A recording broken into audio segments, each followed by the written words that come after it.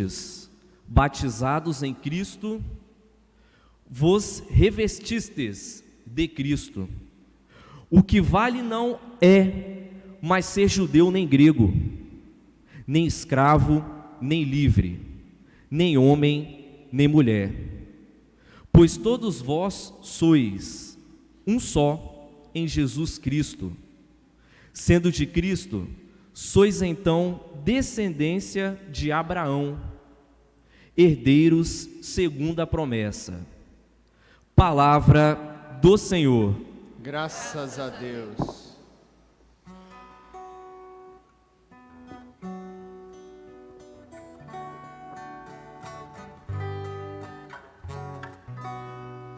Aleluia, aleluia, aleluia, aleluia, aleluia, aleluia. Minhas ovelhas escutam minha voz estão elas a escutar. Eu conheço então minhas ovelhas que me seguem comigo a caminhar. Aleluia, aleluia, aleluia, aleluia, aleluia, aleluia. Senhor esteja convosco. Ele está no meio de nós. Proclamação do Evangelho de Jesus Cristo segundo Lucas. Glória a vós, Senhor. Certo dia, Jesus estava rezando num lugar retirado e os discípulos estavam com ele. Então Jesus perguntou-lhes: quem diz o povo que eu sou? Eles responderam: uns dizem que és João Batista, outros que és Elias, mas outros acham que és algum dos antigos profetas que ressuscitou. Mas Jesus perguntou: e vós, quem dizeis que eu sou? Pedro respondeu: o Cristo de Deus. Mas Jesus proibiu-lhe severamente que contasse isso a alguém. E acrescentou: o Filho do Homem deve sofrer muito, ser rejeitado pelos anciãos, pelos sumos sacerdotes e doutores da lei, deve ser morto e ressuscitar no terceiro dia. Depois Jesus disse a todos: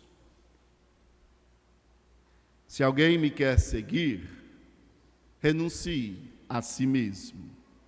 Tome sua cruz cada dia e siga-me. Pois quem quiser salvar a sua vida, vai perdê-la. E quem perder a sua vida por causa de mim, esse a salvará. Palavra da salvação. Glória a vós, Senhor.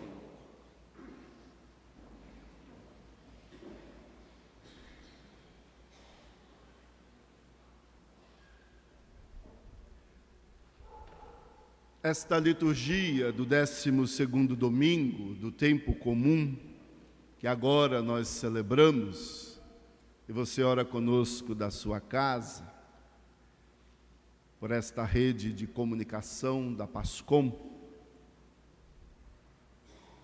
nos traz uma pergunta, nos coloca mediante desta pergunta: quem somos? Para entendermos quem somos, devemos olhar primeiro para Cristo e descobrir quem é aquele que somos chamados a servir.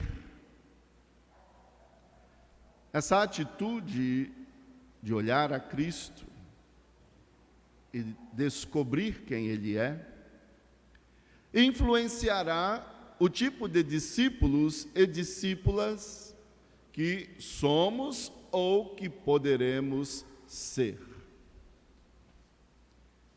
Primeiro, Jesus fez esta pergunta: quem dizem que eu sou? Depois Jesus fez esta pergunta muito direta aos seus discípulos: quem você diz que eu sou? Quem você diz que Ele é?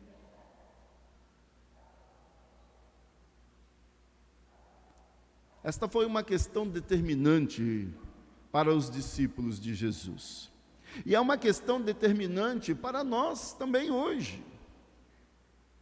Embora fosse um descendente de Davi, embora Jesus tivesse nascido da raiz de Jessé, ele recusou-se a ser visto como um Messias político. Ele foi morto pelos que estavam no poder, mas ele próprio não fazia parte da estrutura de poder. Não se identificava com nenhuma facção política. Ele veio para estabelecer o reino de Deus, que poderia existir dentro de qualquer sistema político, mas que não se identificava com nenhum deles. Havia algo muito profético em Jesus. Ele chamou as pessoas para a conversão e prometeu salvação, assim como os profetas fizeram. No entanto, eles, os profetas, proclamaram a palavra de Deus, enquanto que Jesus falava de sua própria autoridade, porque Ele próprio é a palavra viva, pela qual tudo se fez. Jesus foi mais do que um porta-voz. Sua mensagem não foi condicionada pelos tempos em que viveu, como eram as profecias dos demais. Embora abordasse o momento presente, era a norma para todos os outros tempos, e ele determinava todos os outros ensinamentos. Jesus se identificou como um Messias sofredor.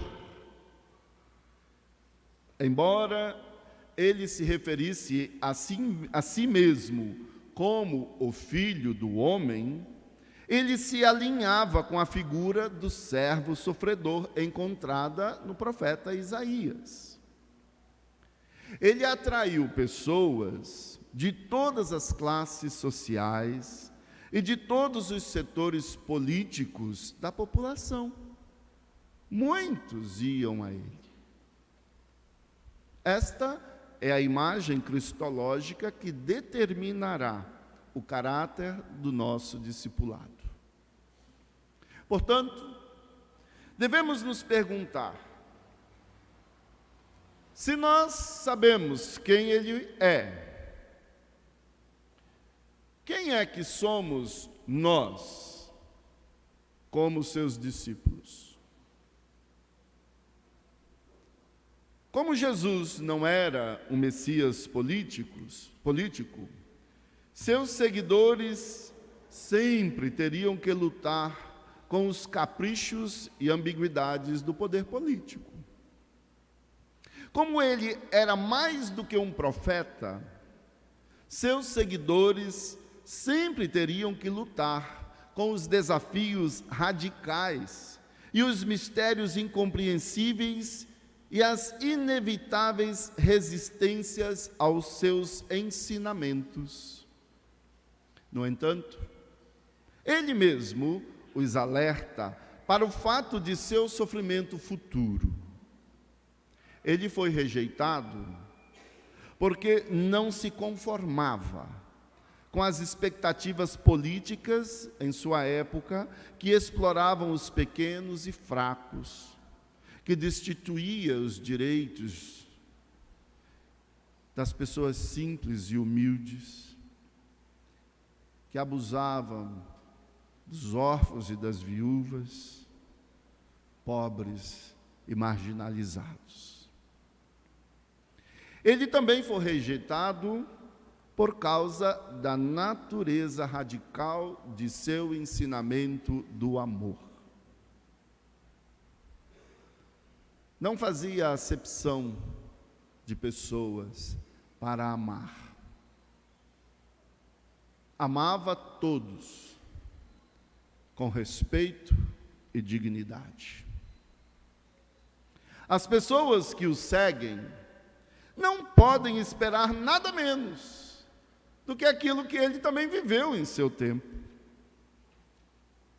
Se somos nós fiéis a Cristo, também nós poderemos sofrer perseguições e até mesmo sermos rejeitados por causa do evangelho do amor que anunciamos. E olha como se presencia isso por aí hoje.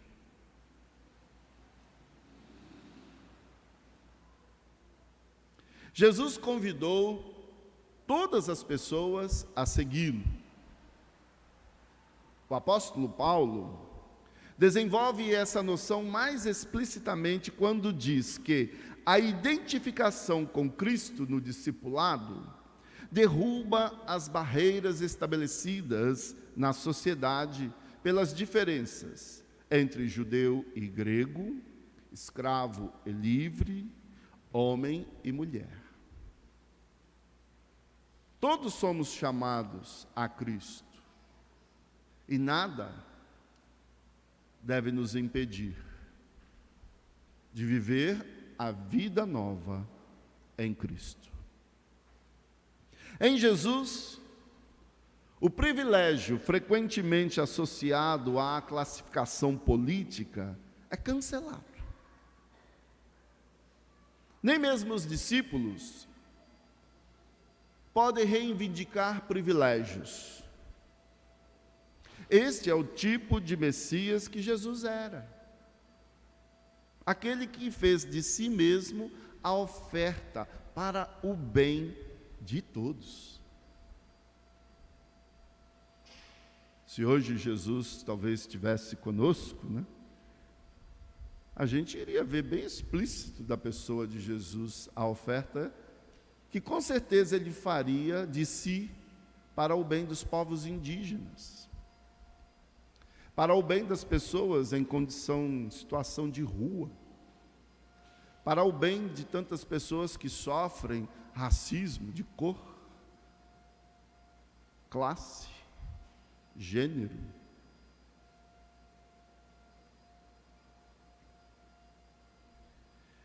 Este, portanto, é o tipo de discipulado para o qual nós somos chamados. O discipulado fiel do amor, que é vivido na fraternidade e solidariedade entre todos. Caros fiéis aqui presentes, você que ora conosco da sua casa, mesmo entre as confusões deste mundo, tribulações e sofrimentos, vivamos com entusiasmo e unidade a missão que Jesus Cristo nos confiou. Qual a missão? A missão de anúncio e testemunho do Evangelho da Alegria, como nos diz o Papa Francisco. A missão de testemunho do Evangelho do amor. Esta é a missão de cada um, cada uma, que se identifica com Cristo. e que se descobre em Cristo o servo sofredor, um discípulo, uma discípula.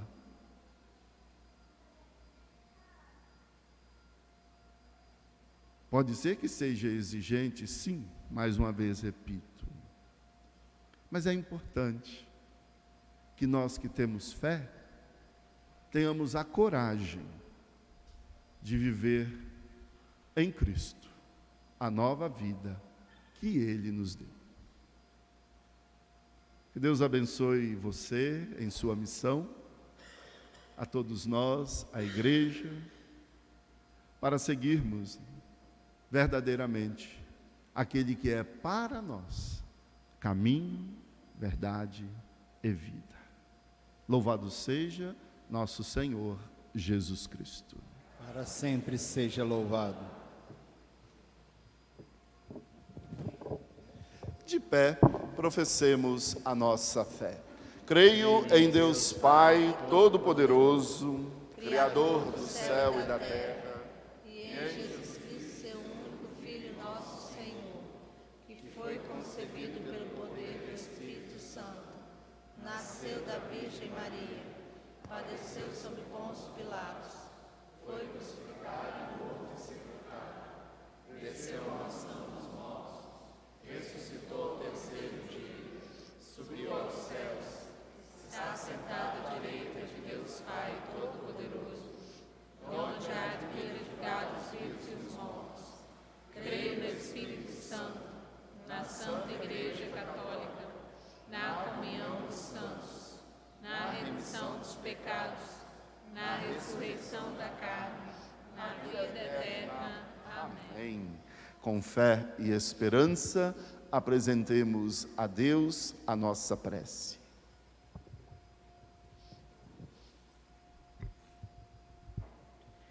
Guiai-nos, Senhor, no caminho de Cristo. Guiai-nos, Senhor, no caminho de Cristo. Derramai vossa graça